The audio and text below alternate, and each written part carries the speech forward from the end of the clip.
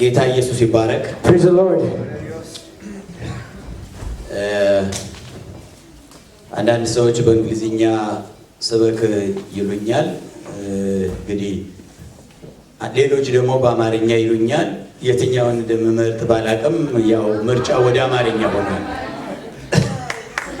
So certain people ask me to preach in English and some in Amharic, but the Amharic side is has one. They have one, so I'm going to preach in Amharic tonight again. ኢየሱስ ይባረክ። Praise the Lord.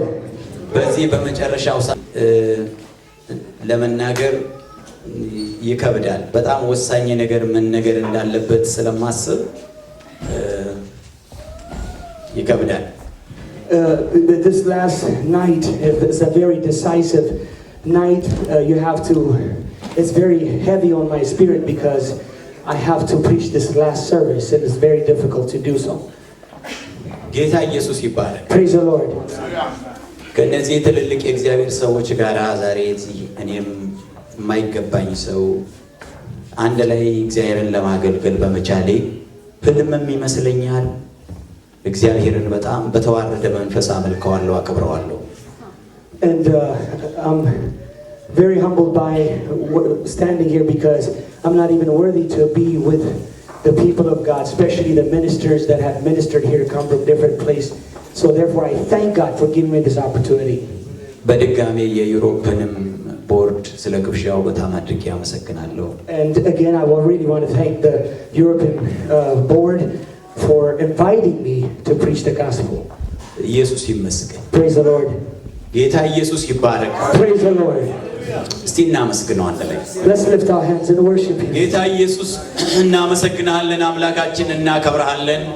የዘላለም ሕይወት ጌታ ኢየሱስ የሰጠህን እዚች መጨረሻ ሰዓት ላይ ያደረስከን አምላክ እናመሰግንሃለን። ጌታ ኢየሱስ ክርስቶስ ሆይ ጌታ ኢየሱስ ጌታ ኢየሱስ ጌታ ኢየሱስ ጌታ ኢየሱስ ጌታ ኢየሱስ ጌታ ኢየሱስ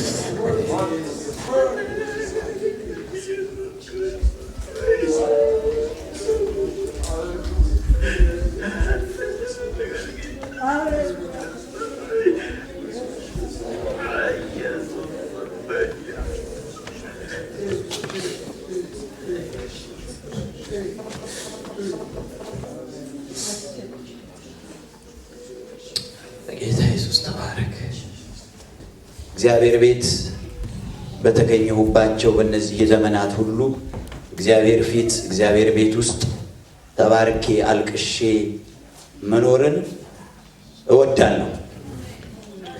I have loved the moment every year, every chance that I have gotten when I was in the house of the Lord, and all the lessons I've gotten from God, and I have received it with tears and gladness. አንድ 7 ጊዜ አሜሪካን ሀገር ሄጃለሁ። I have traveled probably 7 times, even more, but to the United States, back and forth, for the sake of the gospel. መጀመሪያዎቹ አካባቢ ሲሄድ at my beginning, at my travel in the beginning to the United States, ፈረንጅ ቸርች ገብቼ ስብከት እየሰማሁ በጣም አለቅሳለሁ። I entered into a service where it was an American church, and I was crying with tears because of the message I was listening. ሰው ሁሉ እግሩን እንደዚህ አድርጎ ተቀምጦ ይዝናና ነበር። What made me really weep sober. ሳይሆን ያስለቀሰኝ ግን ሰው እኔ እንደዛ ሆናለሁ ግን ሰው እንደዛ ነው። People were just sitting down with their leg crossed while they were hearing the message. እጃቸውን እንዲህ አድርጎ ሰው And they have their fingers on their face, their hands on their face, just listening to what the preacher was saying. ከዚያ እኔ በጣም ተሰብሬ ተንበርክኬ አለቅሳለሁ። And I was broken, not because of what I was seeing, but I was just, as I entered, I was broken, I was crying, the Spirit of God was heavy upon me. So in the middle of the service, the preaching, I turned around and I knelt down and was broken, crying out to God. እና አንድ ፈረንጅ መጣና እጁን ላይ ጭኖ እግዚአብሔር ሆይ ድህነት ከሆነ ችግር ከሆነ የሚያስለቅሰው እባክህን ችግሩን ድረስለት አለኝ። And he came and he says, "Oh God," he lay hands on me while I was crying toward heaven. And he says, if it's poverty, if it's sickness, if it's a struggle he's going through, God, do something in his life. And he pushed me out of his sight. እኛ ደግሞ ደስታውም በረከቱም ንስሐውም አስለቅሶን ለኃጢአታችንን እንባችንን አዝረክርከን ስንወጣ ነው ተባረኩ ምንለው። And what we really call blessing in Ethiopia as we grew in the ministry is when we cry with tears, not only for sadness, but not only for repentance, but even when God gives us something, we would like to weep when we're receiving it, and that we call rejoicing, true rejoicing. That's what we call true blessing. Hallelujah! When you receive it with tears. Hallelujah! ኢየሱስ ይባረክ። Praise the Lord. እግዚአብሔርን በጣም አመሰግናለሁ። I thank God again. አረፍ እንላለን። You may be seated.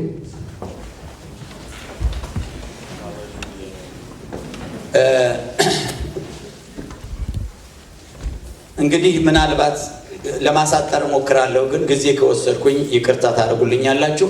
በጣም አስፈላጊ ነገር ነው። እግዚአብሔር ተናገር ያለኝ ነው የምናገረው። This message is very crucial, but if I'm going to take more time, I apologize, but I'm going to make sure, I'm going to try my best to keep it with the time that's been given to me. የትምህርታችን ወይም የስብከቴ አርዕስት ላልዳኑት እንመስክር የዳኑትንም አናጥፋ ነው። Okay, the title for this message is Let's Save Those Who Are Lost and Let's Not Lose Those Who Are Saved. That is the message I want to preach. Let's save the lost and let's not lose those who are saved. I wanted to emphasize on the topic again one more time. I'm going to say it. Let's save those who are lost and let's not lose those who are saved. ኢየሱስ ይባረክ። Amen. Thank you. Praise the Lord. ኢየሱስ ይባረክ። እኔም ለብዙ ሰው አስተርጉም ያለው ለ25 ዓመት ስለዚህ ካሳሳት ሆነ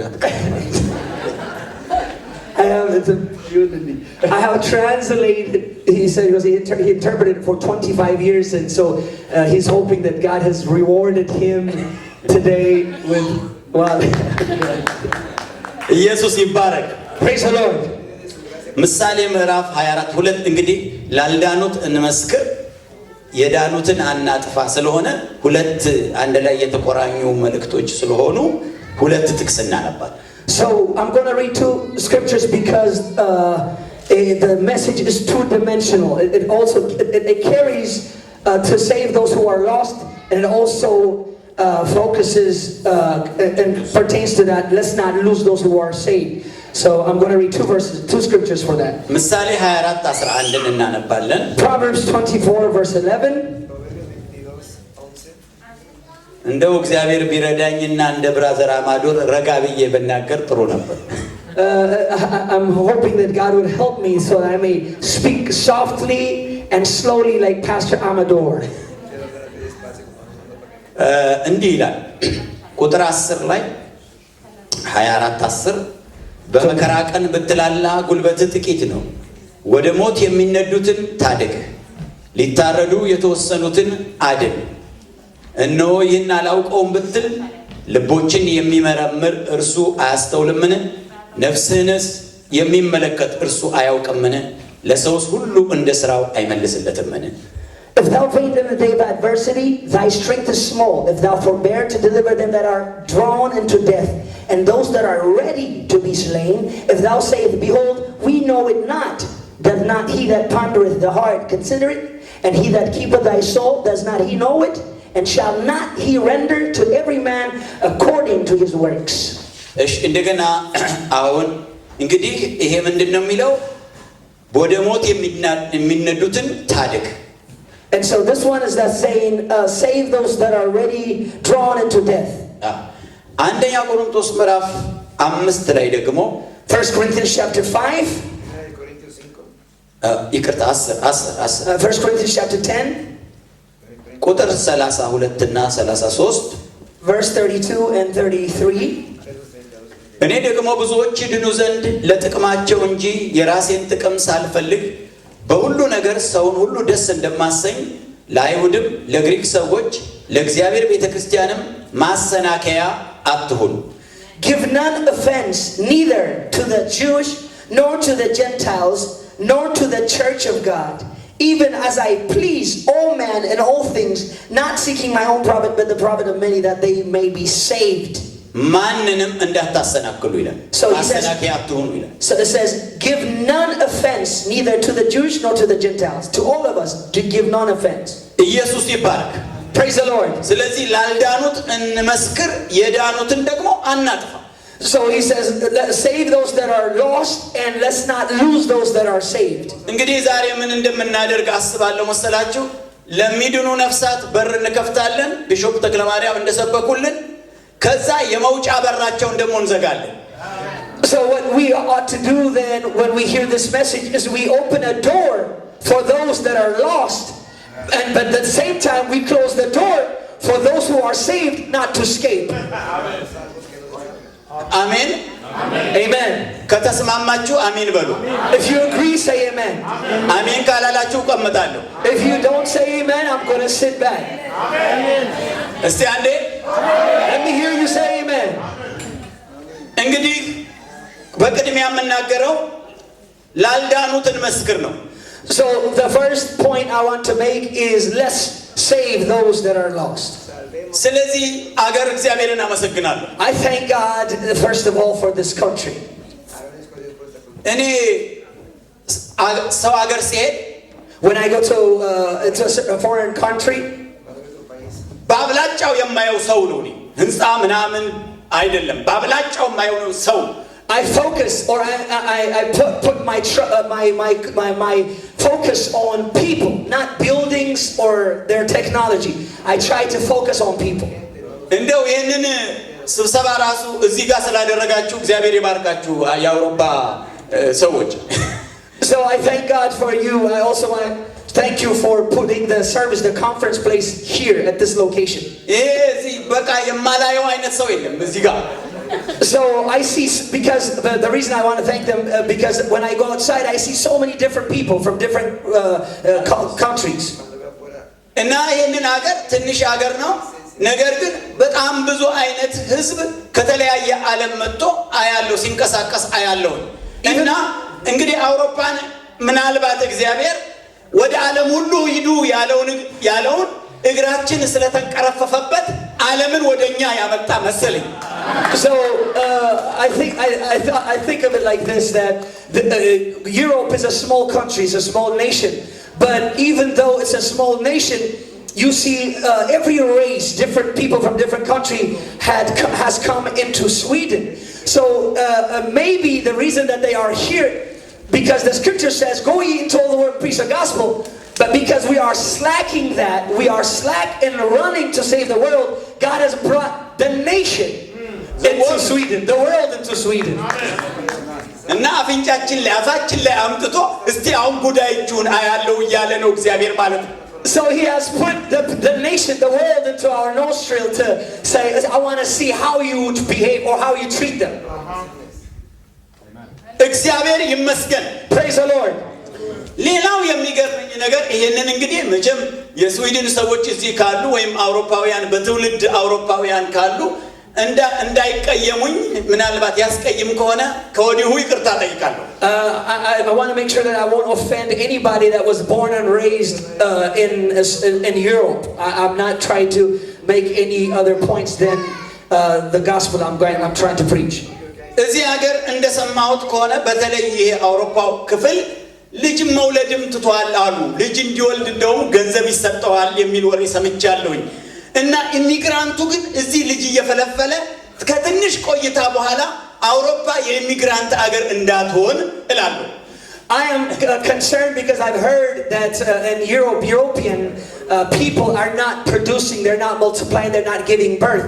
So therefore the government trying to solve the problem is offering people money so they can have babies. But who's taking advantage of it is the strangers, the aliens. So I'm feeling that maybe the aliens or the strangers are going to take over Europe, because in a short time they're having 4 or 5 kids and like me. So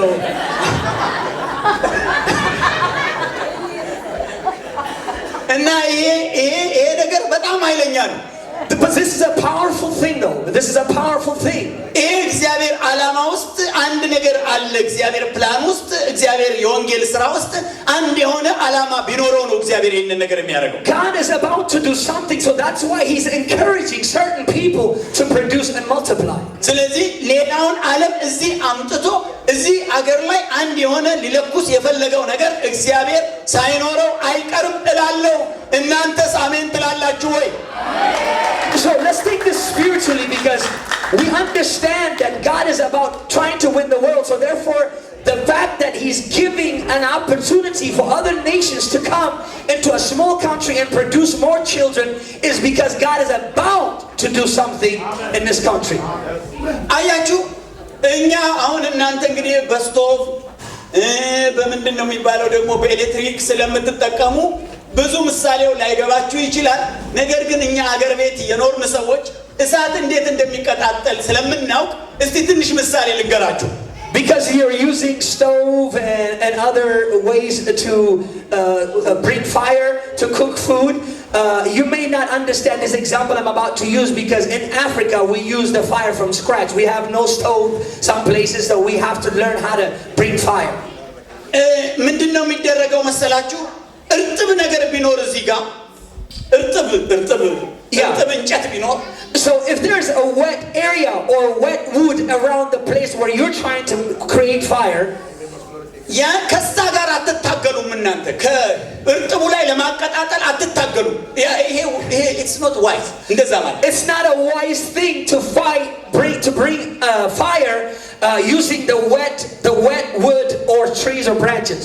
ምንድነው የምታረጉት? What you're going to do, እዚህ ጋር የደረቀውን ብቻ ታቀጣጥላላችሁ። አጠገቡ yeah, so what you do is, even though there's a wet things around there, you stay a little further away from it, find a dry place or a dry wood, and you bring fire right next to that wet place. ከዛ ይሄኛው ዝም ብሎ ይነዳል።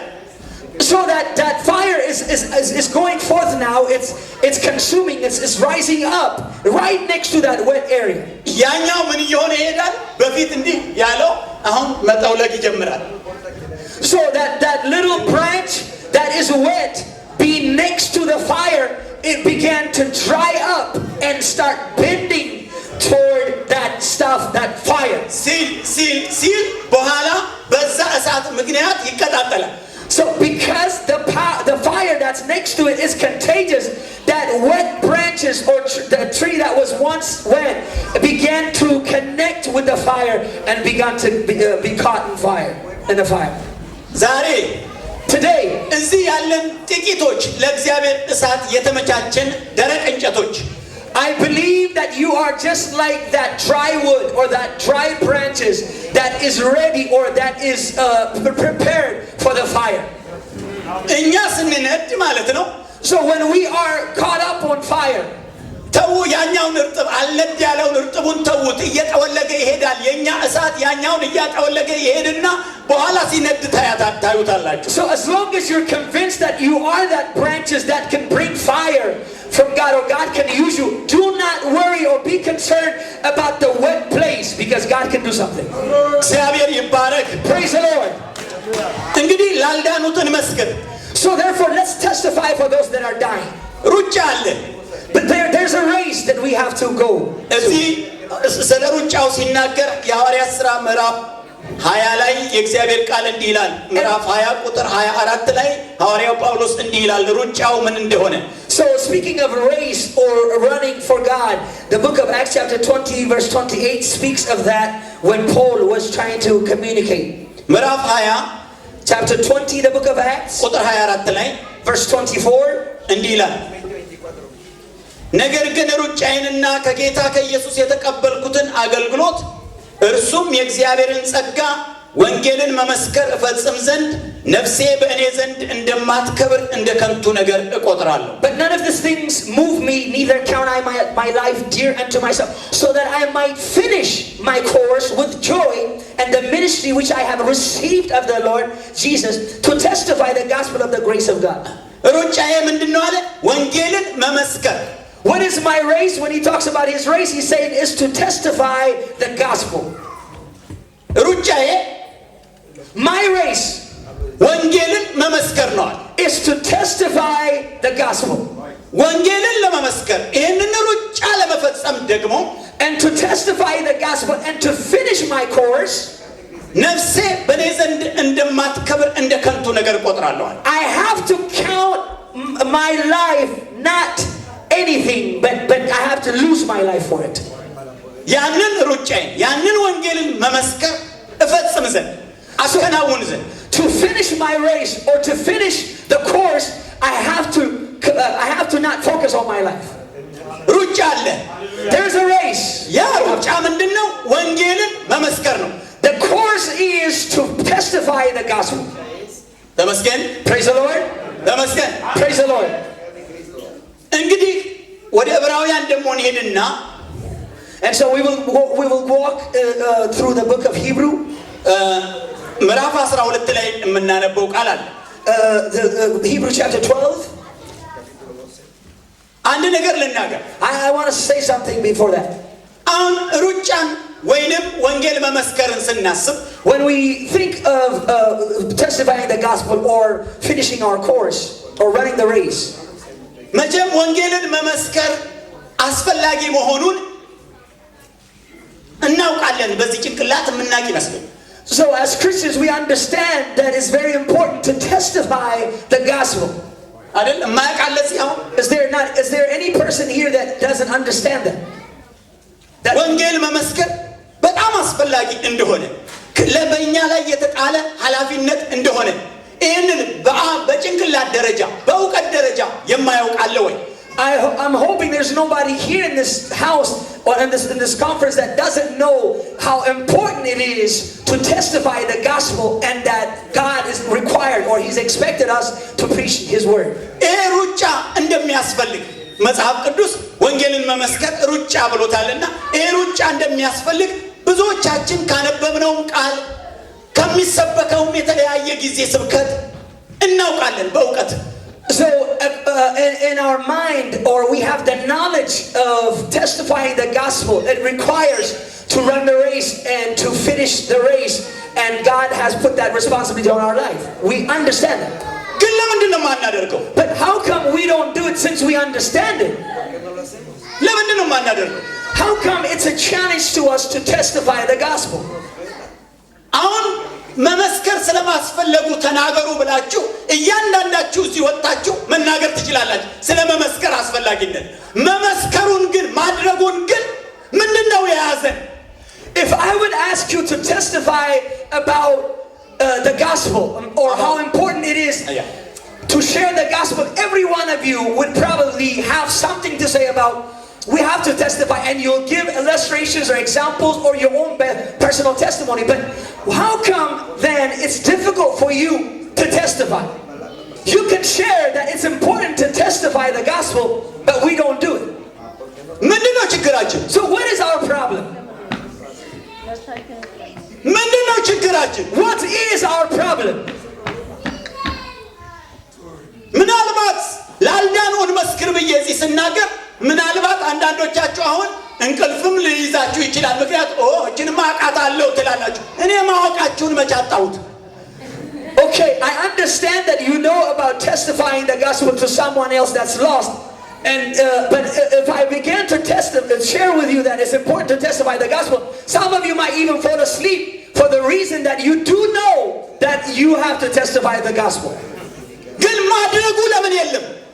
But then knowing that you have to do it and you know how to do it, how come you're not doing it then? ለምን? What is the problem? Why you're not testifying the gospel when you understand it is important? እሺ ወደ ዕብራውያን እንምጣው። Okay, let's go to the book of Hebrew, chapter 12. ምዕራፍ 12 ላይ Chapter 12, ቁጥር 1 verse 1. እንግዲህ እነዚህን የሚያህሉ ምስክሮች እንደ ደመና በዙሪያችን ካሉልን እኛ ደግሞ ሸክምን ሁሉ ቶሎም የሚከበንን ኃጢአት አስወግደን የእምነታችንንም ራስና ፈጻሚውን ኢየሱስን ተመልክተን በፊታችን ያለውን ሩጫ በትዕግስት እንሩጥ። Wherefore, seeing we also are compassed about with so great a cloud of witnesses, let us lay aside every weight and the sin which doth so easily beset us. Let us run with patience the race that is set before us. አሁን ሐዋርያው ጳውሎስ ወንጌልን መመስከር በሌላ አባባሉ ሩጫ ብሎታል። So when he talks about testifying the gospel, he has used a different word for it, and the word that compares to testifying the gospel is running the race. ግን እዚህ ጋር ሩጫ ደግሞ የሚሮጠው የሆነ ነገር አለው። ሩጫን የሚያስቆም ነገር አለ። So he's saying here though, when you run the race, or when you're trying to run the race, there is something that's going to fight you so that you won't run the race. አይ እንደው በጣም እግዚአብሔር ይመስገን እዚህ በጣም የታወቀ ሯጭ አጠገባችን አለ። I thank God because I got a perfect example. This man is a well-known runner in Ethiopia. እና ባለቤቱም አለች እዚህ ጋር and his wife is here. She can witness that. እንደውም አሁን ወፍሮ ነው እንጂ ትንሽ ወፍሮ ነው እንጂ ሩጫ አቆሟል መሰለኝ ወፍሮ ነው እንጂ ይሄው እንደዚህ ሳር ነበር. Maybe he had stopped running the race or competing marathons, but he used to be very thin, like a piece of grass. ይሄ ሰው ለሩጫው ሲል ሰው የሚበላውን አይበላም። So this man, because he knows that he has to run a marathon, he doesn't eat everything that everybody else eat. ሆዱን እንዲህ አይገለብጥም። እስኪገለብጠው ድረስ የሚያደርስ ምግብ አይበላም። He's not going to have a big belly. ክራባት አድርጎ አያውቅም። He doesn't wear a tie because he knows that he's a runner. ክራባት አድርጎ አይሮጥማ። Because you can't have a tie on and try to run marathons. እዚህ የሆነች ቁራጭ ሙታንቲ ነው የሚያደርገው። He's going to wear a small, tiny piece of pants, shorts. እዚህ በቃ እንዲሆነች ካሊቴራ ነው የሚያደርገው። And he's going to wear a little t-shirt that would give him space so he can run, move his hands. ሆዱ ውስጥም ስቴክ ምናምን አይሞላም። And he's not going to eat steak before he's going to run the marathon. በጣም ላይት ፉድ ነው የሚበላው። He's going to eat a light food. ራሱን ቅልል ነው የሚያደርገው። He wants to make sure he is light. የለበሰው ቀላል፣ everything is soft, light, and easy to carry. የበላው ቀላል፣ what he ate is light, and ይላታል። and so he began to run. አለበለዚያ If he otherwise, ሩጫ ወዶ even though he loves to run, ይሄን ጨምሮ and then if he loves the coat, ይሄንንም ጨምሮ if he loves a briefcase, ይሄንንም ጨምሮ if he loves a bag, a carry-on bag, ሩጥ ብንለው, and if we say now run, ምንም ችሎታ ቢኖረው, it doesn't matter how about his potential. የመሮጡ ውጤት ምን እንደሚያመጣ ሽልማቱ ቢገባውም, even if he understands the reward that if he gets to the first place, ምን ያደርጋል? እላው ላይ የተከመረው ነገር አያስሮጣውም። it doesn't matter because what he's wearing or what he's carrying is not going to let him finish the race be number one. ለመሮጥ መጀመሪያ ማድረግ ያለበት ነገር አንሎድ ማድረግ አለበት ከላዩ ላይ በጠቅላላ የማያስፈልጉትን ነገሮች በሙሉ ማውረድ አለበት። So in order for him to take, there is two things here that he mentioned. ምንድነው ያለው? What did he say? ሸክምና ኃጢአት. And he says every weight, and he also said sin. አሁን አንዳንድ ጊዜ ለሰዎች ስንናገር ግራ ገብቶናል። እስቲ ጠጋ ብዬ ልንገራችሁ። And so sometimes when we share the gospel to some certain people, ለእናንተ የእግዚአብሔርን ነገር ስንናገር, okay, so speaking of the gospel to you, I want to get a little closer. አንዳንዴ ይሄንን ነገር ተይ ይሄንን ነገር ተው ስንል ወዲያው ለቄሱ ጥያቄ የሚቀርብለት ምንድነው? When we ask people, we get close to them and says, don't do this or don't do that, then people began to question us and say, is that really a sin? እኛ እኮ ከኃጢአት ጋር ብቻ አይደለም የምንታገለው ከሸክምም ጋር ነው የምንታገለው። You see, you have to understand, we're not only contending with sin, we are also contending with the weight that may not give you the opportunity to run. Hallelujah. ብዙዎቻችን ወይ አናመነዝር ወይ አንሰርቅ ወይ አንዋሽ ወይ ያንን አናደርግም።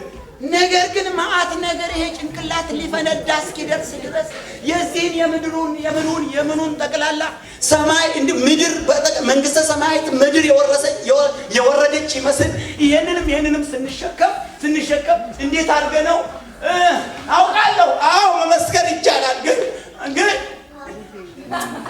So some of us may not commit idolatry or lie or cheat or do anything else, but the fact that we add up so much stuff from the world, I gotta buy this, I gotta live this life, I gotta do this, that we're so picking up everything in this life and we're adding onto our spirit that it would be difficult for us to even take a step, not only run but take a step.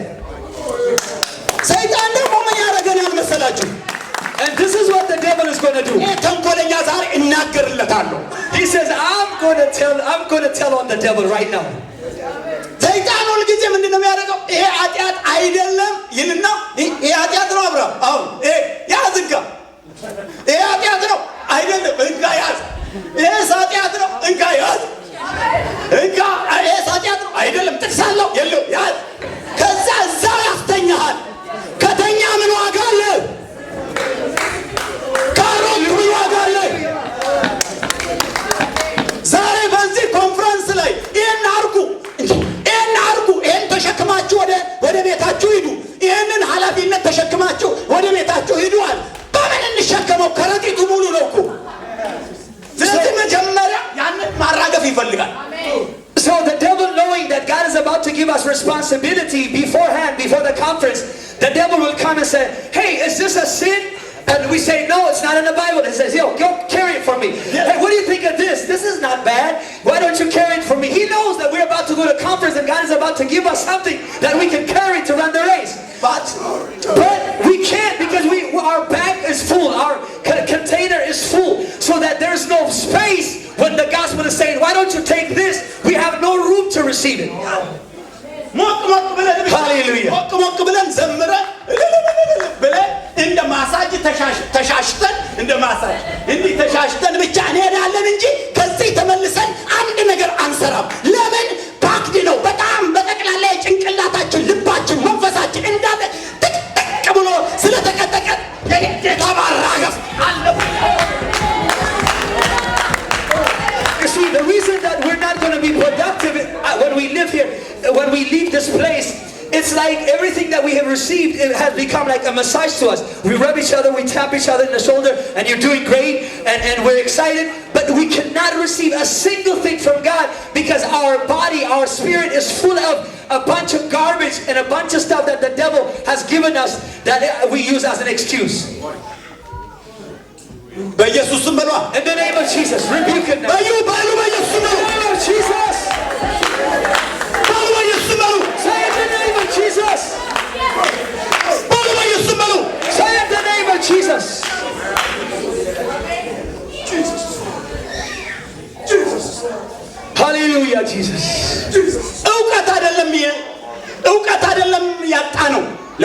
It's not knowledge that we are lacking to testify the gospel.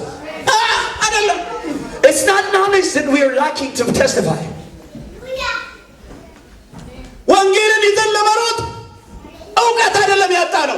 It's not the knowledge that we're lacking to testify the gospel. የተሸከምነው ሸክም እንዴት እንሩጥ? ለራሳችንም ለመቆም እንኳን ከብዶናል። እንኳን ልንሮጥ መቆምም ከብዶናል። ቁጭ በል ነው የሚያሰኝ። ተኛ ነው የሚያሰኝ። ሙት ነው የሚያሰኝ። እንኳን ሊያራምደን እንኳን ሊያሮጠን መቆምም አቅቶ አስተኝቶ በኢየሱስ ስም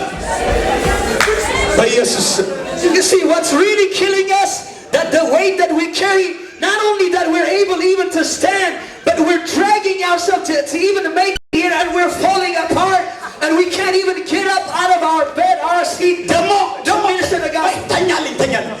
ያዝና እናትረካት ደግሞ እንወዳታለን ለመልቀቅ አንፈልግ ተኝተንም ደክመንም በክርስትና ሕይወታችን ሞተንም እያለን ከዛ ከገደለን ነገር ጋር ነው የምንተኛው። We're not even trying to let it go because we love what we're holding on, because we can't find a verse for it, so we're holding on to it while we're still trying to run the race. ገሎን እያለ and it's killing us, አስተኝቶን እያለ and it's laying us aside. እስቲል ግን እሱን ይዘነው ነው ያለነው። We're still holding on to it. አረ ዛሬ እግዚአብሔር ቢገላግለንና አንዴ ከላያችን ወርወር ብንችል ከዚህ በኋላ ከዚህ ኮንፈረንስ በኋላ እዛም እየሄድን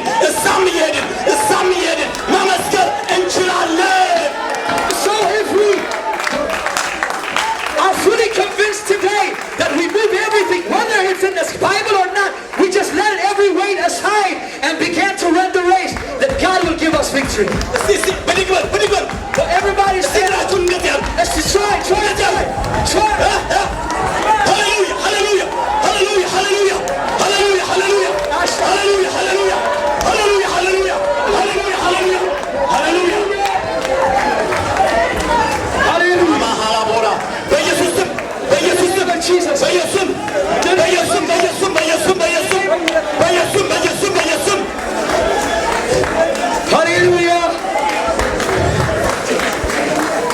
ኢየሩሳሌም ሆይ ትቢያን አራግፊ ይላል መጀመሪያ። And it says, Jerusalem, shake the dust off of yourself. ከዚያ ወደ ተራራው ውጪ። And he says, after you shake the dust, go up into the mountain. ከዚያም ደግሞ እነሆ አምላካችሁ ብለሽ ንገሪ ይላል። And so then you stand on the top of the mountain and proclaim, there is your God. Behold your God. አለበለዚያ የአቧራ የአፈር ይጎትቷል እዛ መሬት ላይ ያንከባለላታል። አሁንም ትንከባለላለች። እንደምንም ኮንፈረንስ ስንመጣ አቧራውን እንዲች ብዙ አይደለም ነካ እናደርጋለን።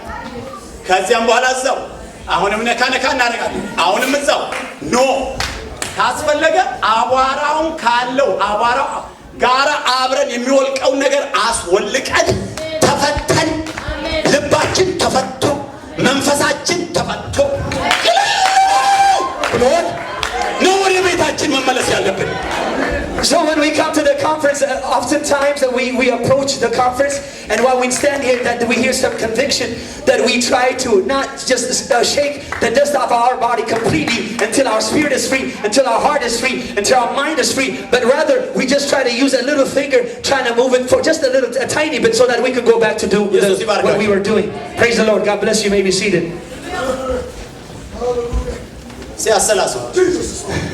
Just consider this. እውቀት ሲገባ እውቀት አንዴ በእንግሊዝኛው አንዴ በአማርኛው አንዴ በምንኛው ሲገባ ማድረጉ ከሌለ አንድ የሆነ የሚጎትት ነገር አለ። እሱ ድራሹን ነው ዛሬ የምናጠፋው በጌታ በኢየሱስ። We're going to shake this dust out of ourselves as Jerusalem, because we come here, we hear the gospel in English and Amharic and different languages, but every time we come, when we leave this place, we're not running according to the gospel, according to the power of God that was released in the conference. ወንድም አክሊሉ እግዚአብሔር ይባርክ። Brother Aklilu, God bless you from Spain. ሌሎቻችሁ በዚህ በፓልቶ ብዙ ነገር መስዋዕትነት እየከፈላችሁ የእግዚአብሔር ሕዝብ ሕያው ሆኖ እንዲኖር በየጊዜው የእግዚአብሔርን ቃል የሚሰማበትን ሁኔታ በማመቻቸት ትጠራላችሁ። እኔ ለወንድም አክሊሉ ብዙ አልተመቸውትም። ይሄን ተጠንቀቅ እለዋለሁ በአጋጣሚ። And we communicate with Pastor Brother Aklilu from Spain, but we also want to thank everyone that is participating in Paul Talk, ministering the gospel, preaching the gospel online to people so that they are lost, or so that they can keep them in the gospel and trying to remove and shake the dust off of their life. በተግባር ላይ ወደ ማዋል ስንመጣ ግን and when we bring it to practice, ወይ ኃጢአት or sin, ወይ ሸክም or weight, ሁለቱ ተዛምደው they become friends. እኛን ከሩጫው እንትን ይላል። and they will enable us from running the race. አያችሁ መጽሐፍ ቅዱስ ምን ይላል? መመስከር ጉልበት ይጠይቃል። ይሄን አይደለም የሚጠይቀው የሆነ ውስጣዊ ጉልበት ይጠይቃል። To really testify and reach somebody and win somebody, it requires strength. I'm not talking about strength in the body. I'm talking about a spiritual strength that has no weight or no sin. በተለይ ደግሞ ኃጢአት ሲኖር አደጋ but especially when there's a sin activated in our life, in our spirit, it is very difficult and complicated to reach a single person. እንደው የፈለገ ጥቅስ እንወቅ ጥቅሱ ሄዶ መጥቶ ይመለሳል እንጂ ወደ ሰው ውስጥ አይገባም።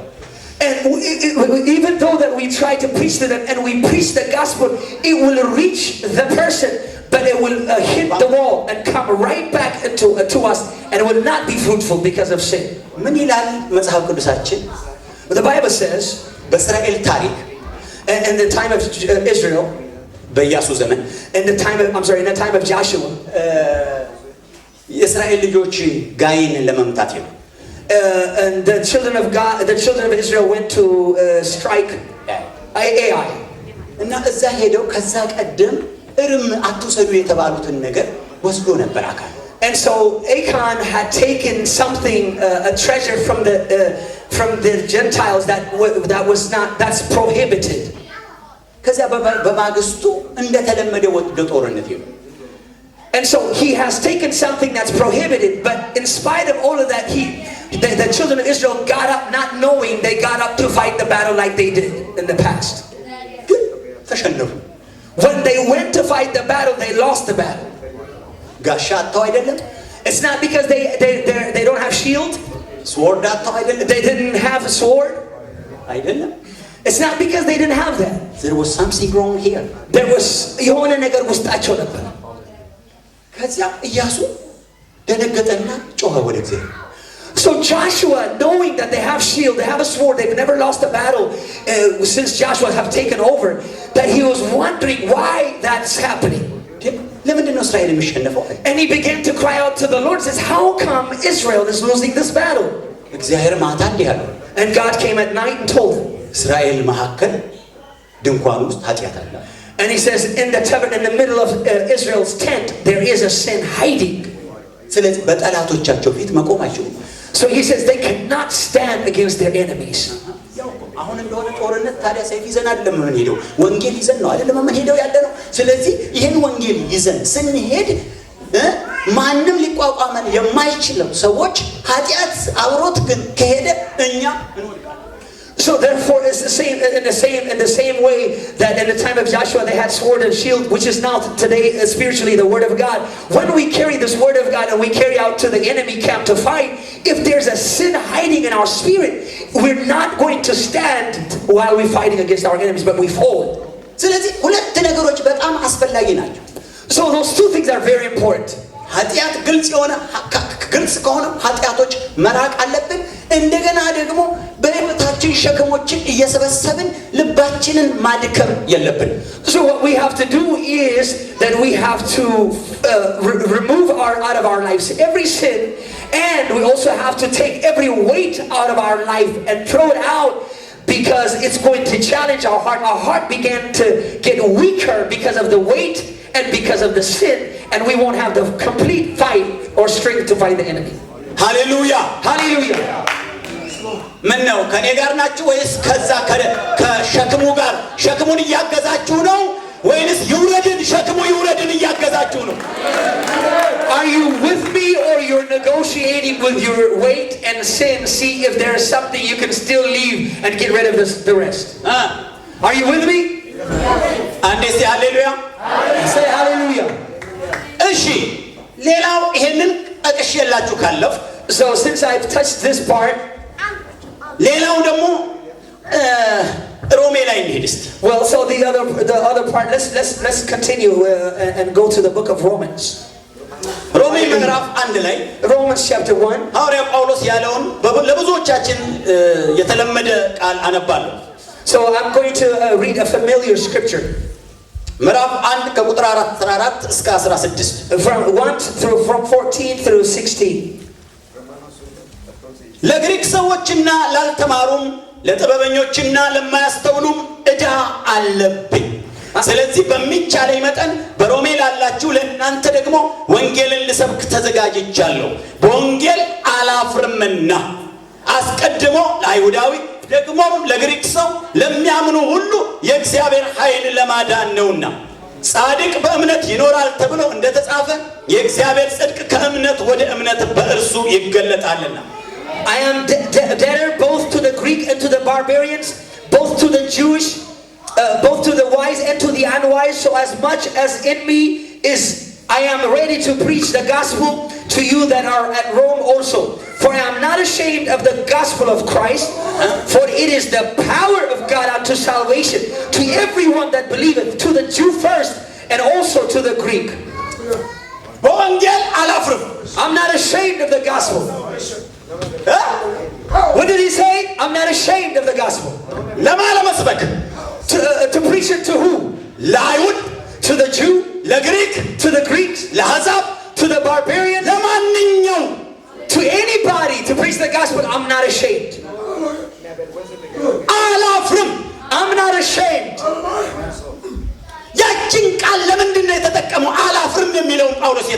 Why is it that he used the word I am not ashamed?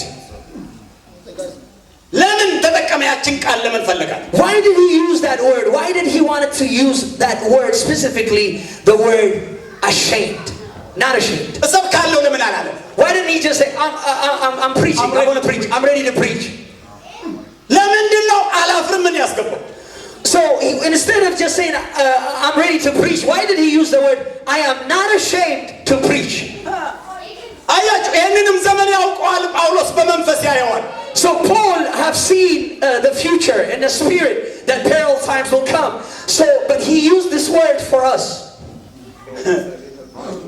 አንዳንድ ጊዜ ይሄን ወንጌል ስናስበው የመሃይሞች ወይም ምስኪኖች የሚቀበሉት እንጂ ዘመናዊያን ሰዎች፣ የተማሩ ሰዎች፣ የሰለጠኑ ሰዎች ለነሱ ለመናገር እንኳን አይ አፍሪካ ሄዶ ባይሆን ሚስዮናዊ ሆኖ እዛ ገጠር ለገጠር ባይሆን ለገበሬው መስበክ ይሻላል ብለን ልናስብ እንችላለን። የዓለም የደረሰችበትን ይህን ስልጣኔና ዕውቀት ሰማይ አውጥተን ከመረን ማለት ነው። እሱንም ይልዳል ወንጌል። We have exaggerated and exalted so much the technology, the knowledge, and the wisdom of this world to a point where some of us had made a decision that maybe this gospel can only work, and I won't be ashamed of it if I preach to the farmers, to the poor, and to the weak, and to the unwise. But this gospel, if we preach it to everybody, whether they're educated or uneducated, whether they can fly the jets or reach to the moon, the gospel can win them. Hallelujah! Hallelujah! That's why he said, I'm not ashamed of the gospel of Christ. Hallelujah! Hallelujah!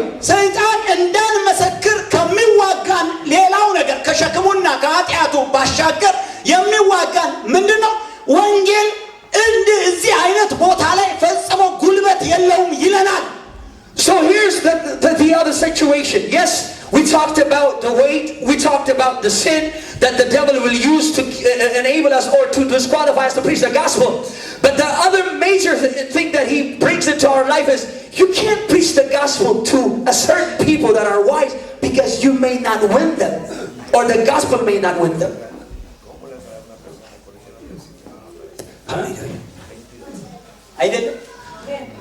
Have you not felt that way? Have you not felt that way?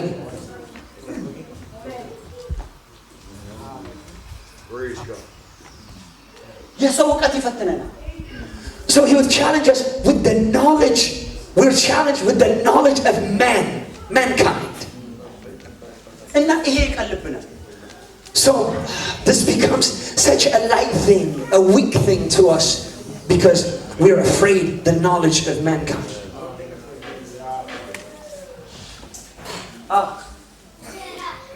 Let me ask you a question.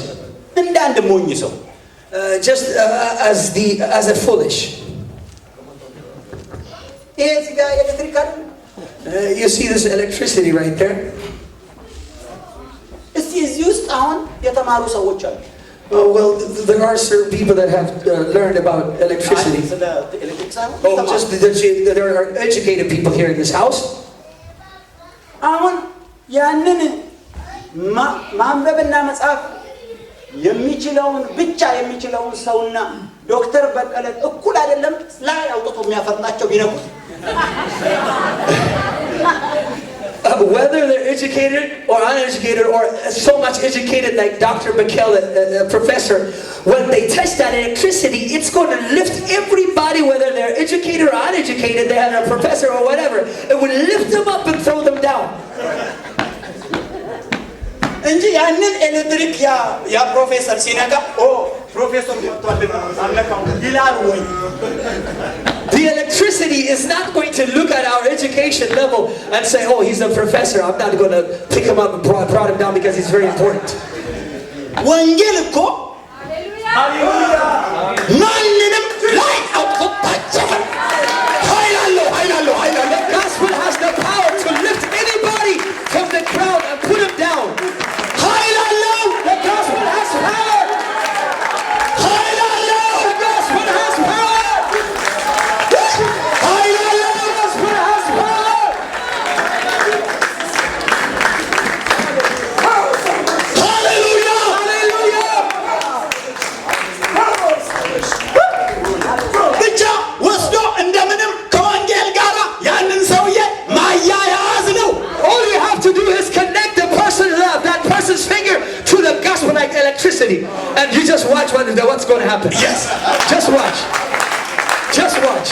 ኢየሱስ ይባረክ። Praise the Lord. ሐዋርያው ጳውሎስ በወንጌል አላፍርም አለና ቀጥሎ አስቀድሞ ለአይሁዳዊ ደግሞም ለግሪክ ሰው ለሚያምኑ ይሰራል ብለው ለሚያምኑ የእግዚአብሔር ኃይል ለማዳን ነው። የእግዚአብሔር ኃይል መስራት ይጀምራል። So that's why he says, I'm not ashamed of the gospel of Christ. It is the power of God unto salvation to everyone that believeth. To the Jew first, to the Greek, to the barbarians, and to everyone that believeth. It's the power of God. እባካችሁ let's release the power of God in the gospel. Release እናድርገው። Release the power of God. Let's hallelujah. Hallelujah. ስዊድን፣ አውሮፓ፣ አሜሪካ ይሰልጥን፣ ሰማይ ይውጣ፣ መሬት ይፍረጥ ጉዳያችን አይደለም። ወንጌል ወንጌል We're not concerned about the knowledge, the ability, and the potential that this country, this nation has. What we're concerned about is for you to be fully convinced that you shouldn't be ashamed of the gospel of Christ because it's a power of God unto salvation. You may be seated. ባለፈው 2 ወር To the 2 months, this past 2 months, እዛ አዲስ አበባ አንድ ነገር ሰማሁ። I heard something in Ethiopia. Addis. አንዲት በኢየሱስ የተጠመቀች ሴት ባል And ዓለማዊ ነው። a person that a husband that belongs to a lady that's coming to the church, to the apostolic church, ሊመሰከርለት ተፈለገ ይሄ ወንጌል። and so they wanted to testify the gospel to him because he wasn't saved. ሰውየው ተማርኩ ባይ ነው So the person is educated, እና በቃ ምንድነው የሚባለው በፊዚክስ በጣም የመጠቃል so he is qualified to know in and out about physics. He studied much about it. እግዚአብሔር የለም ባይ ነው። So he believes, he's an atheist, that he believes there's no God. እና አንደኛ ወንድም ሰባኪ ይመስክርለት ተብሎ ይሄዳል። So a certain man, just a certain evangelist or a preacher from our church, just walked there to preach the gospel to him. ቁጭ አለ ፊቱ። So he sat down right in front of him, facing the person who thinks that he's educated. እና መጽሐፍ ቅዱስ ከፈተ። So he opened the Bible መናገር ጀመረ። and he began to teach. ሰውየው ተይ አለ። He says, and he despised the teaching. He says, just don't talk about this. ማት የሳይንስ ቋንቋዎች የሳይንስ ተርሚኖሎጂዎችን አምጥቶ ይሄን አለ። እናንተ ዝም ብሎ ኋላ ቀሮች አለ። So he used all the terminology about physics and science, and he tried to look himself so great. And he says, man, this is just old school. I'm not going to listen to this. እሺ ያለና ደህና ያወጣ። So the minister of God says, okay, God bless you. When he walked out, he says, I will return another day. So one day he fasted and prayed concerning this issue. And he asked Jesus. He said this to Jesus.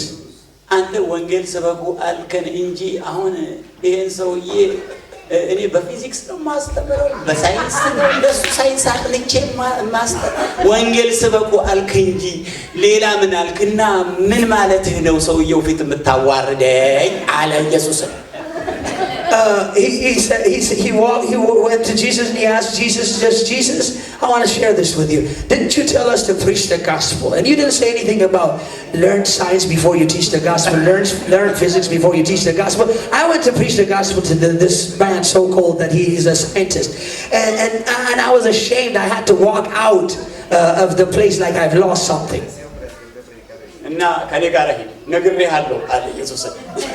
I told you, Jesus. And so he told Jesus, he says, Jesus, I'm telling you, you got to come with me to this place. And he says, I'm warning you, Jesus, you got to come with me. And he took Jesus with him. And so that same man was waiting for him. He says, oh, you came again? He says, yes.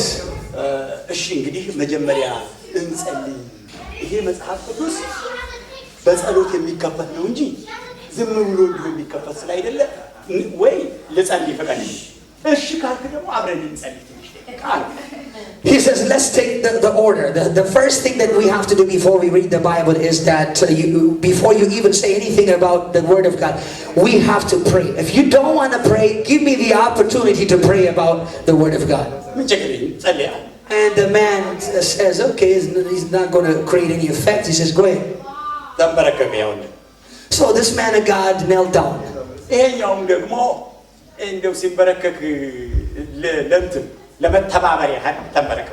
And this man, the other person was just kneeling down, not willingly, but he was just trying to make the preacher feel good. So he knelt down.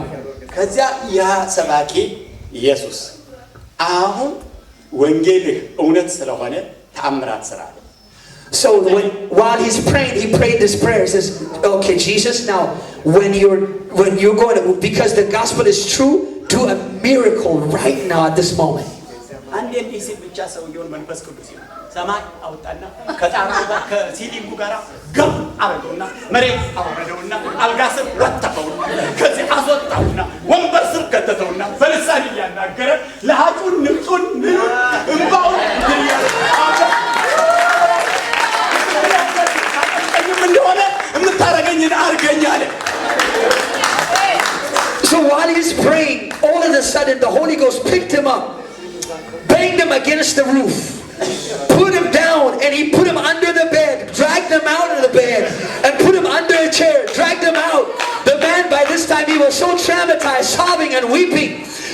His nose is running. He came to the man of God and said, baptize me, do something, whatever it takes to save my life.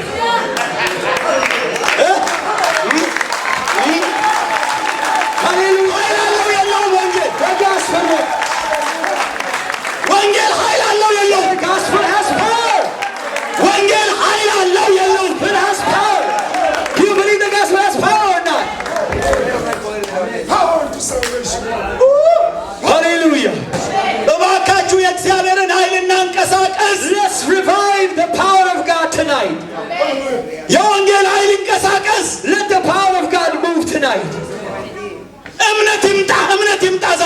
Let faith enter into our spirit. Praise the Lord. Hallelujah. Hallelujah. ወንድሞቼ Brothers and sisters, እባካችሁ እኮ ያለንበት ዓለም እንደገና የሆነ እንጂ አዲስ ዓለም አይደለም። this world that we live in, it's not a new world. It's the same world. It's just a modern world. ቆይ ጳውሎስ በሰበከበት ዘመን When Paul was preaching in his time, እነ ጴጥሮስ በሰበኩበት ዘመን when the time of Peter, when he was preaching the gospel, ዘመናዊነት አልነበረም። Wasn't there that modern world still existing in their time? ለራሳቸው ለዛ ዘመን ምንድነው ያለ ዘመናዊነት አልነበረም። According to Peter's time and Paul's time, they still had some challenges, a world that was so chaotic, a world that was so crazy that they faced. ሀብት አልነበረም። There were riches there.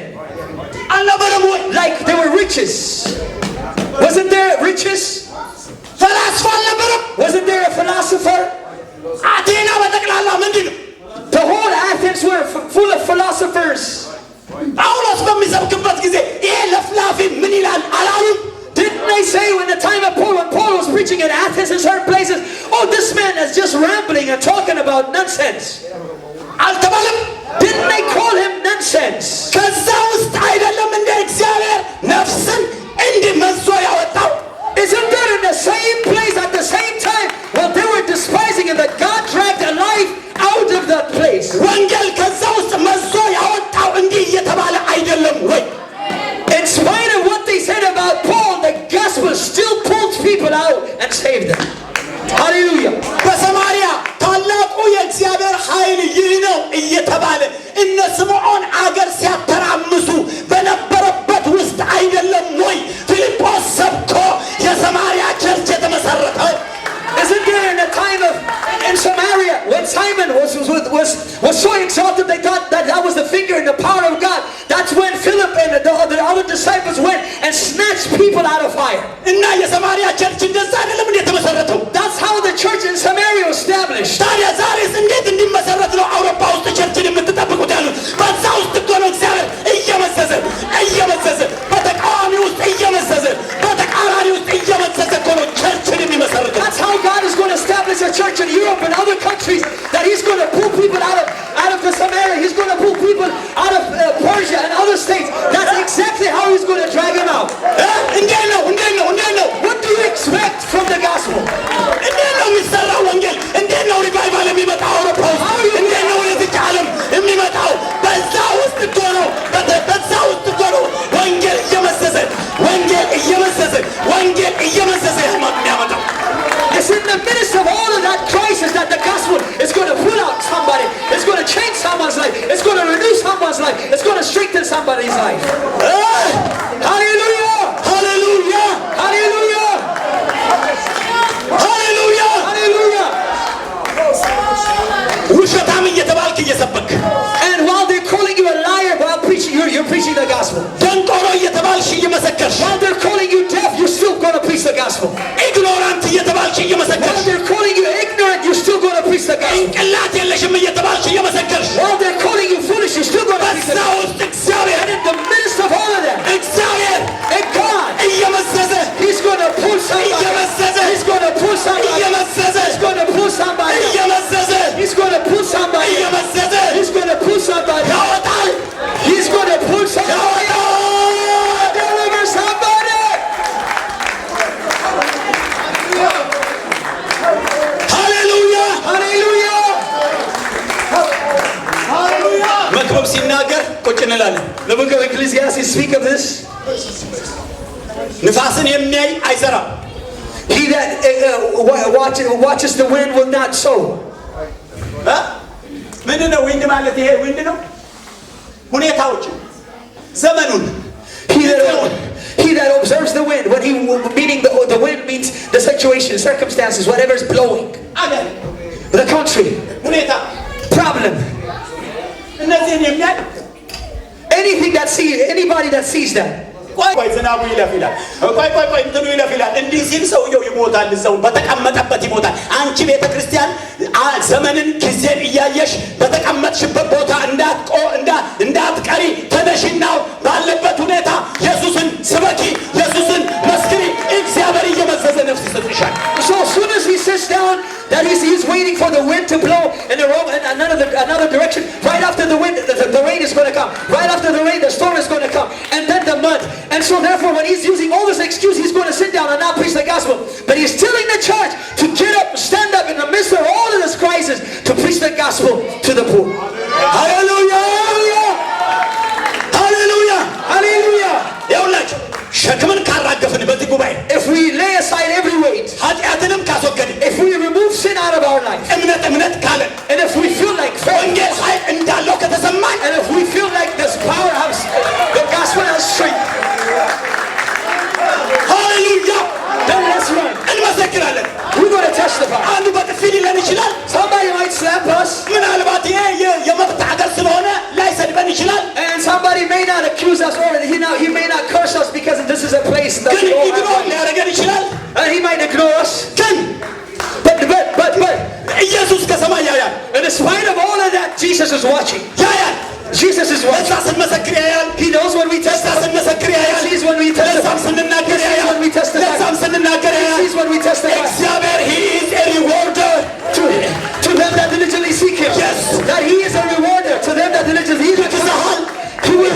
you. He will reward you. He will bring you somebody that's hungry for you. He will bring somebody that's in distress. Let me tell you something.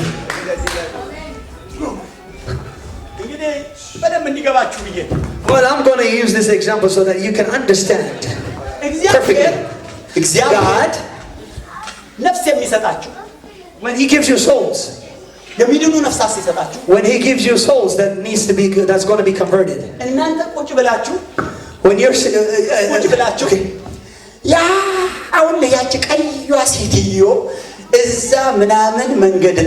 house number, apartment number እንዲህ ያለች አይላችሁም። ይኸው እንደሱ አይላችሁም። እንዴት ነው የሚያደርገው መሰላችሁ? እሱ የሚያደርገው እንደ መክብብ አባባል እዚህም ስንመሰክር አንዱ ላይ ይጠለናል እግዚአብሔር እንጂ እዚህ ቁጭ ብለን እንዲሁ ቁጭ ብለን ፒክ እንድናደርግ የእግዚአብሔር ፈቃድ አይደለም። So God, it's not God's plan for us to sit down and say, well, He's not even going to give us a revelation or understanding or a vision for us to sit down at a distance and point out a certain street, a certain house number, a certain place and say, okay, God, tell me about that house. Are they going to be saved, or this house, are they going to be saved? But rather, when we move out and testify, He's going to lead us into a certain house that they're hungry. All of a sudden, we testify to 9 people, but the 10th one is the one that He's going to save.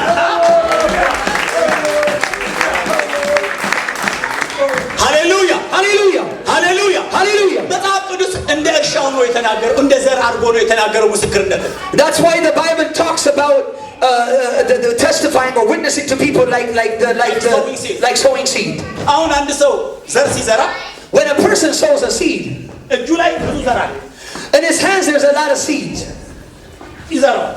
And so he will plant the seeds. He will throw the seeds, cast the seeds. እችኛዋ ትበቅላለች፣ እችኛዋ ተርማይት ይበላታል፣ እችኛዋ እንዲህ ትሆናለች እያለ ያን ጥናት አያጠናም፣ እንዲያጠናም አልተፈቀደም። በእምነት ምን ያደርጋል? ይዘራል። የሚበቅለው ይበቅላል፣ የወደቀው ይወድቃል። አንተም የሚሰማ ይስማ፣ የማይሰማ ይተው። የተራበ ይምጣ፣ የተጠማ ይጠጣ። አንተ እጅህን በማለዳ ሳትከለክል በምሽትም ሳትከለክል ስራ፣ መስክር።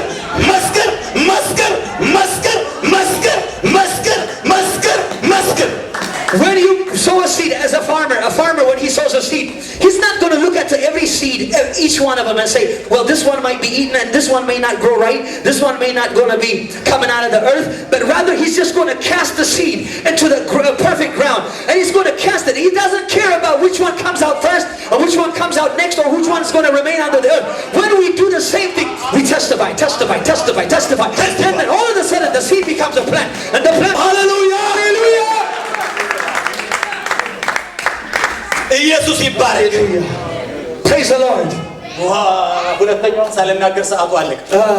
Before I even speak the second one, the second point, the time is coming. እንዴት ነው? What is it? አላችሁ? We're here. Hallelujah.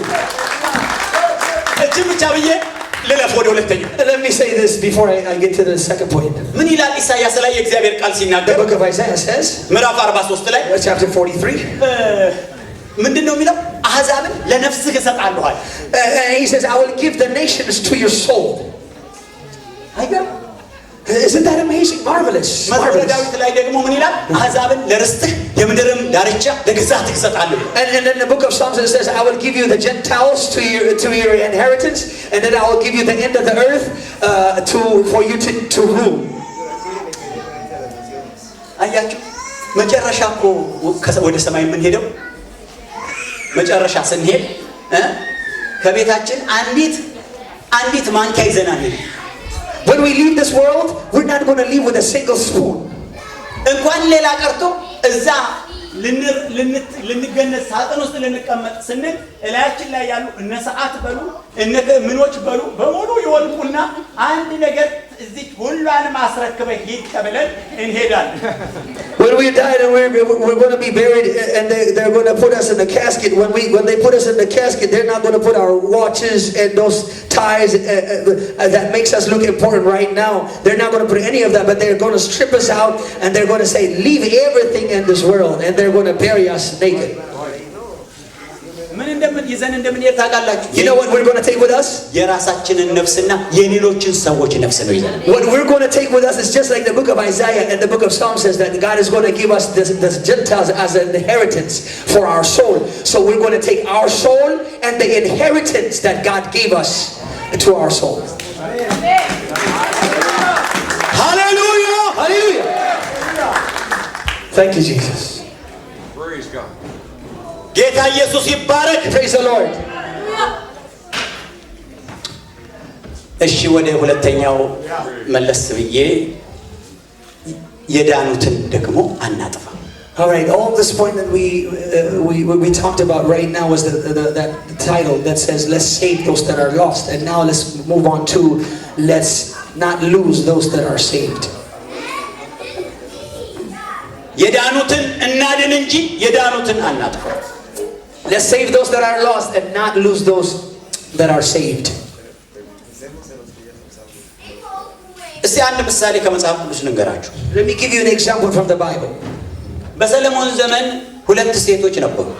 In the time of Solomon there were two women. አንዷ ልጇን ተጭና ገደለች። One of them she laid on the body of her child and she killed him. ያቺኛዋ ባለ ደህና ልጇን ሰረቀችና የራሷ ልጅ አደረገች። And then the other one stole the other baby from her friend that was alive, and she put it in her bosom. ጠዋት ነጋ። And then the morning came. የሞተ ልጅ ያቺ ትክክለኛዋ እናት የሞተ ልጅ ይዛለች። So the right woman is holding in her bosom a dead baby that doesn't belong to her. That wasn't hers. ነገሩ አከራከረ። So there was a conflict. There was an argument between them. ሰለሞን ጋር ለዳኝነት ሄዱ። So they came and approached Solomon with this issue. በሰለሞን ፊት ተከራከሩ። And when they reached Solomon, they were still arguing about the situation. ልጁ የኔ ነው የሞተው የኔ ነው የሷ ነው አይደለም የሞተው የሷ ነው በሚል So in the presence of King Solomon, they are arguing, the baby is mine, the dead baby is yours, and that's mine, and they're arguing about it. እውነተኛዋ እናት And the true mother, ክርክሩን ለማቆም ፈለገች። the true mother wanted to just interrupt the confusion, the conflict. She wanted to quit. She wanted to stop arguing with her. አንድ ነገር ውስጧን ያዘው። And it was something that held her thoughts. ይሄ ልጅ እኔም ባላሳድገው ሕያው ብቻ ይሁን እና እሷው ጋር ይሁን አለች። Something that captured her thought was that the fact that this baby must live. And she said, even though I'm not going to raise it out of this conflict that she might end up winning, at least the baby is still going to be alive. ሰውየው ምን አለ? ይቆረጥና ለሁለት ይከፈላል። But Solomon gave an order. Let's cut him in half, the live baby, cut him in half and give half to the one and half the other to the other. እውነተኛዋ እናት ግን አይቆረጥ በህይወት ይኑርና እሷ ጋር ይሆናል። But the true mother says, no, don't make that decision. Let the baby live, and she can raise it if you command. Let the baby live. Let the baby live. Huh? Let the baby live. Let the baby live. ልጁ በህይወት ይኑር። በውስጤ let all of us say, let the baby live. እኔ እናትነቱ ይቅርብኝ በቃ። I could be without a child. Let me not be a mother. Let me not be counted as a mother. It's okay. Yeah, it doesn't matter if I'm counted as a mother as long as the baby lives. ከእናትነቴ መብት ይልቅ የልጁን በህይወት መኖር እፈልገዋለሁ። I rather see the baby live rather than to fight to qualify or to show somebody that I am the true mother. በቸርች ስንኖር በእግዚአብሔር ቤት ስንኖር when we live in the house of God የዳኑትን እንዳይጠፉ ለማድረግ የራሳችንን ማንነት ጥለን በቃ ቤተክርስቲያን አትነካ ነፍሳት አይጥፉ ሰው በህይወት ይኑር የኔ ነገር ይቅር የሚል መንፈስ በህይወታችን ዛሬ መተከል አለበት።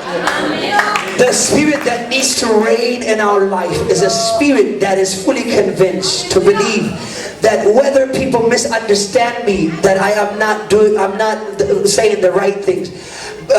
Let the people, at least the people that is in there, let the child live. Let the word be preached. Let the church survive. Let the ministry continue. Let people not be lost. If we have that, that's the spirit that needs to reign in us. I don't care about myself. I don't care about my glory. I don't care about my position. I don't care about my thing. But let the baby live. Let the churches be established. Hallelujah. Hallelujah. If we don't say that, there's a sword. What is that sword going to do? It's going to split the baby in half.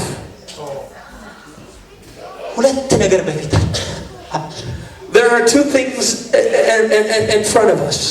መብትን መጣል ወይንም የእግዚአብሔርን ሕዝብ ለሰይፍ አሳልፎ መስጠት is to lose the place, is to lose our identity or our place, or to lose the baby that is alive. የቱን ትመርጣላችሁ? Which one would you choose? To keep your place or to lose the baby? Let the baby live. Let's let the baby live. ቸርች This church. ሌላ መጽሐፍ ቅዱስ ውስጥ አንድ ታሪክ አለ። There's another story in the Bible.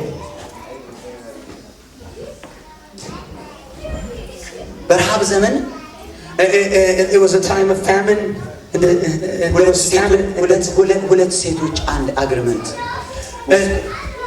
and the two women began to agree to survive. ልጅሽን እንብላ ዛሬ እኔን እንብላ ነገ ያንቺን እንብላ ተባባሉ። And it was in the time of Elisha when the two mothers decided, let's eat your child today and then we'll eat our child. We'll eat your child tomorrow. One of them presented the idea, let's eat your child today and then we will eat my child tomorrow. ሐሳቡን ያቀረበችው ልጅ መጀመሪያ ተበላ። And so the woman says, okay, and they came in agreement and they ate the baby. የመጀመሪያ ሐሳቡን ያቀረበችው ሴትዮ ልጅ መጀመሪያ ተበላ። The woman who presented the thought, her baby was eaten first. ሁለተኛው ቀን And then the second day, ያቺኛው እናት ተራው ያንቺ ነውና ልጅሽ ይበላ አምጪ ተባለ። so the other woman was asked, okay, now since you ate my child yesterday, let's eat your child. አይበላም። And the woman who ate the baby of the other mother says, no, you're not going to eat my baby. She says, no, you're not going to eat my baby. አይበላም። You're not going to eat my baby. እቺ ቸርች ሌላውን ወደ እሷ አምጥታ ትበላለች እንጂ በሌላ አታስበላ። ለሌላ ለዓለም አሳልፈ አትሰጥም። ሌላ እንዲበላት አታደርገው። ይዛ እበላለሁ እንጂ አላስበላም። ታድናለች እንጂ አታጠፋም። Well, let's look at this spiritually. Just like that woman who refused to give her child to be eaten, in the same fashion, this church is going to eat, meaning it's going to save everybody's baby from the world. It's going to deliver everybody's child and swallow it up into this ship, into this ark, but will not give any of her children for the world or for somebody else to be eaten.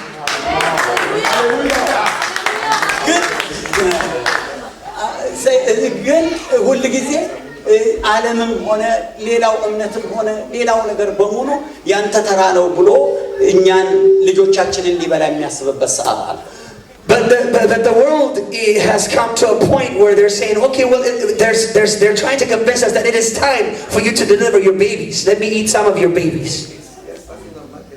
ወንድሞቼ እህቶቼ Brothers and sisters, ቆየት ያላችሁ those that had been in the gospel for a long time, for a while, አዳዲሶችን ተሸከሙ። carry those that just came in. እሺ በሉኛ። Can you agree? Just say yes. Just say yes. Say, I'm willing to carry those that just came into the gospel. እሺ በሉ። Say yes, please. አሳልፋችሁ አትስጡ። አሳልፋችሁ አትስጡ። Don't just throw the new baby that just came in because you can't deal with it, and you can't just throw it like that and say, let the world eat it. Carry the baby. ሃሌሉያ Hallelujah. እስቲ አንድ ቃል ላንብብላችሁ። Let me read a verse in the book of Ezekiel.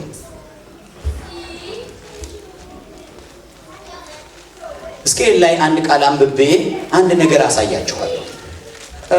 ምዕራፍ 34 ላይ Book of Ezekiel chapter 34 ቁጥር 17 verse 17. 17 ቁጥር እስከ 19 ድረስ From 17 through 19.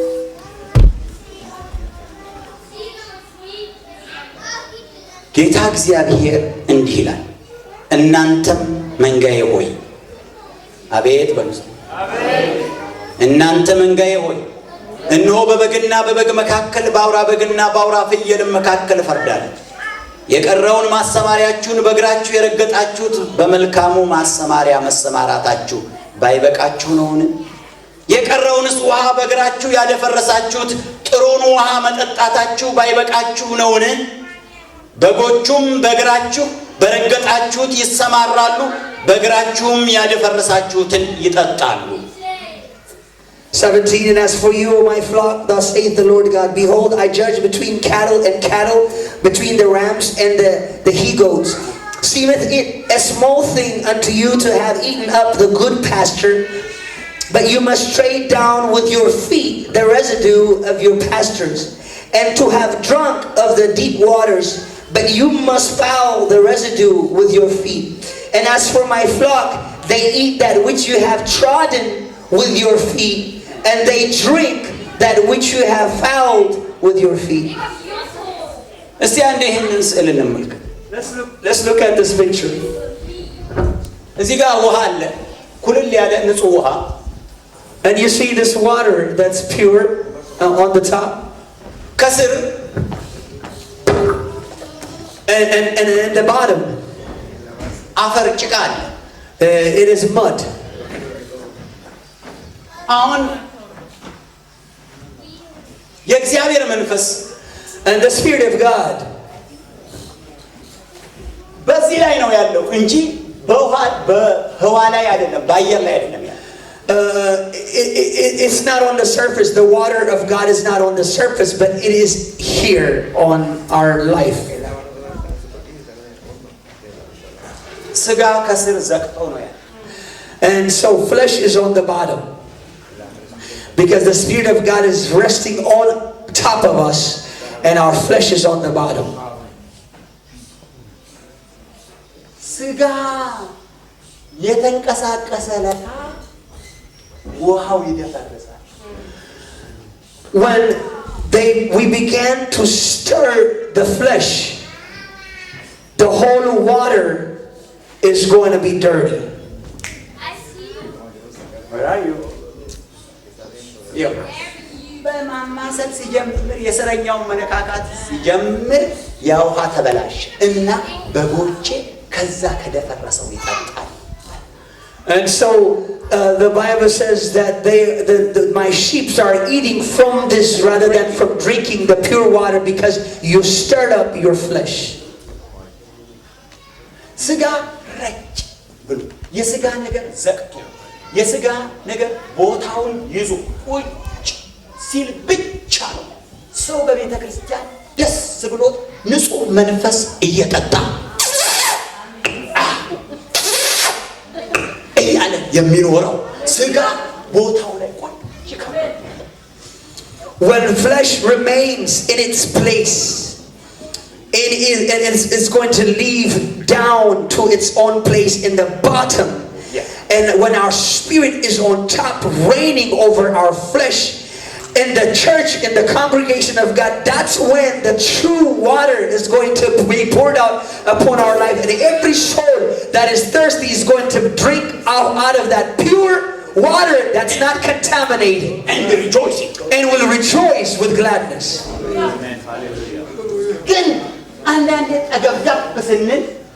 And sometimes when we began to boast and stir up our flesh, when we stir up our flesh, the flesh that was dwelling in quietness, when we begin to stir that flesh to move, and the water is going to be defiled. And he says, my sheep are drinking the water that is defiled.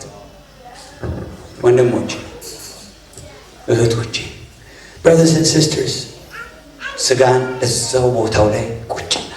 let's keep our flesh in the bottom and keep it the way it is, and way in the lower parts. And let the water be pure, and let the people that are thirsty drink out of that water. Let the people be excited over it. Don't disturb. Don't confuse the spirit with the flesh. Don't stir up the spirit with the flesh. Don't mingle the spirit with the flesh.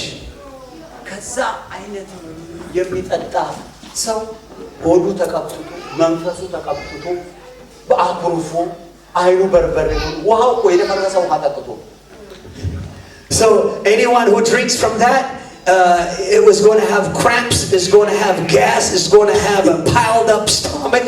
He's going to have confusion in his life. His eyes is red and he can't think right because you gave him a mixed drink.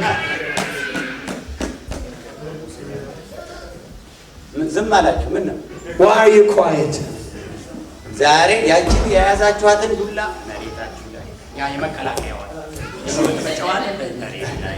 I want you to leave the rod that you use to stir up the flesh and mix it with that pure water that's on top. I want you to drop that rod down and when you leave this place.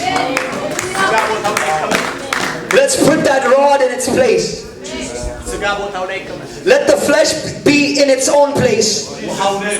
Let the water be pure. Let Europe drink out of that spring.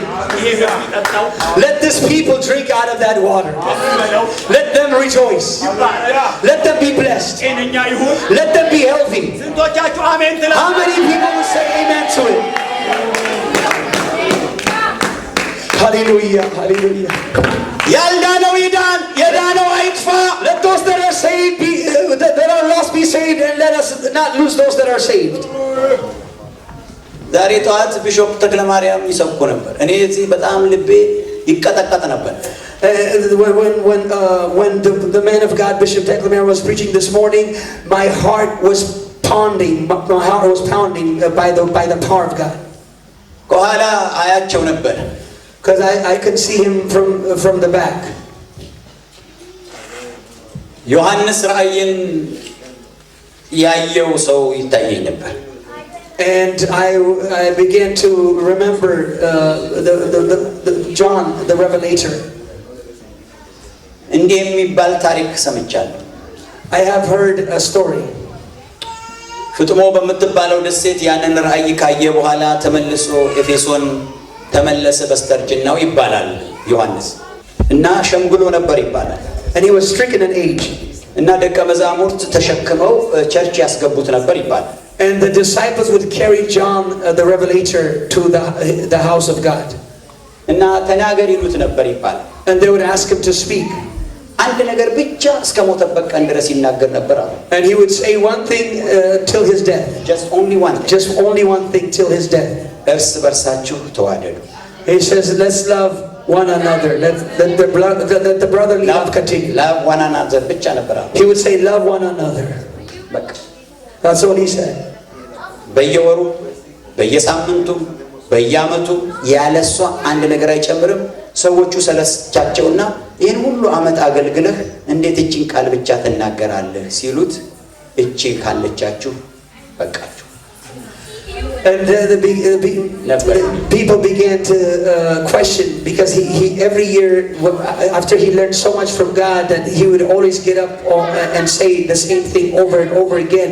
And when they asked him the question one day, he says, if you have that, it would be enough. You'll be content. እንደዛ የሚሉ ይመስለኛል። And that's what Bishop Teclamerim is trying to remind us today.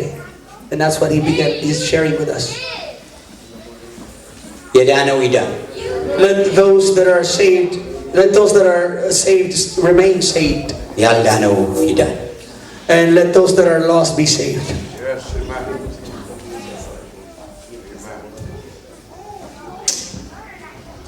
Hallelujah. Hallelujah. እስቲ እናመስግን። Well, let's praise him.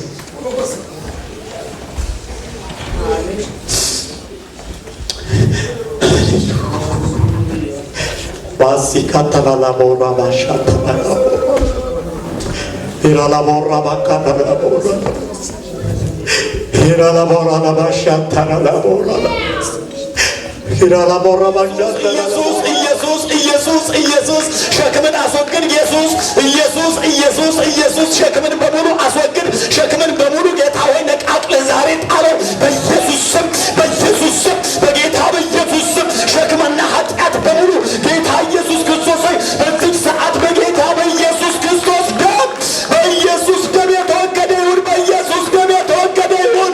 በኢየሱስ ክርስቶስ ስም፣ በኢየሱስ ደም፣ በኢየሱስ መንፈስ፣ በእግዚአብሔር ቃል ኪዳን በኢየሱስ ስም በኢየሱስ ስም በኢየሱስ ስም በኢየሱስ ስም በጌታ በኢየሱስ ስም በጌታ በኢየሱስ ስም በኢየሱስ ስም የተመታችሁ ሁሉ በኢየሱስ ስም በጌታ በኢየሱስ ስም በኢየሱስ ስም በኢየሱስ ስም በኢየሱስ ስም በኢየሱስ ስም የተመታችሁ ሁሉ በኢየሱስ ስም የተመታችሁ ሁሉ ዛሬ በኢየሱስ ስም የተመታችሁ ሁሉ ዛሬ በኢየሱስ ስም የተመታችሁ ሁሉ ዛሬ በኢየሱስ ጋር ባቻት ያላላቦራ ባቻት ያላላቦራ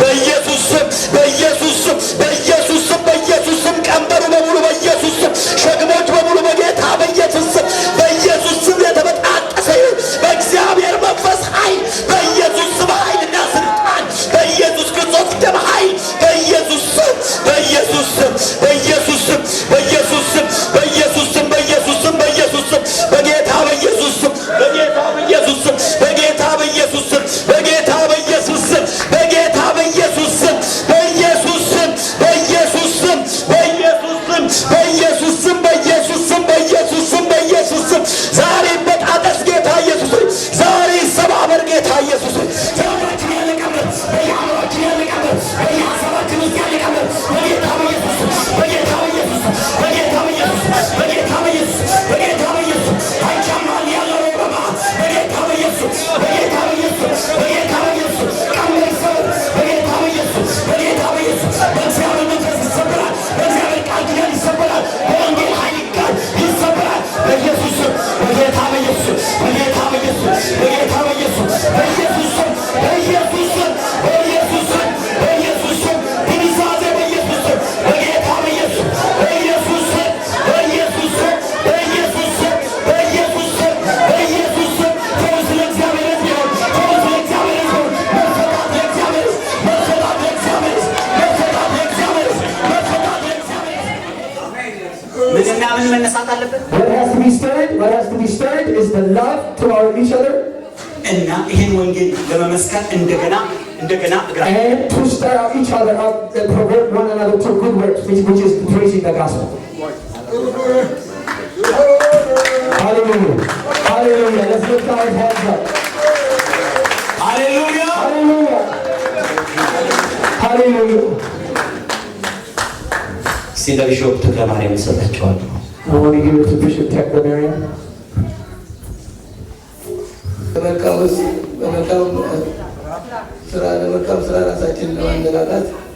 And to stir up each other with good works.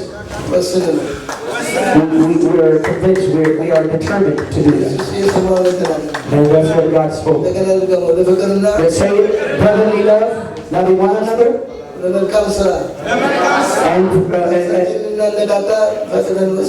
And we are convinced, we are fully persuaded to do those things. Let Jesus hear this. Our Heavenly Father, hallowed be thy name. Let thy kingdom come. Thy will be done on earth as it is in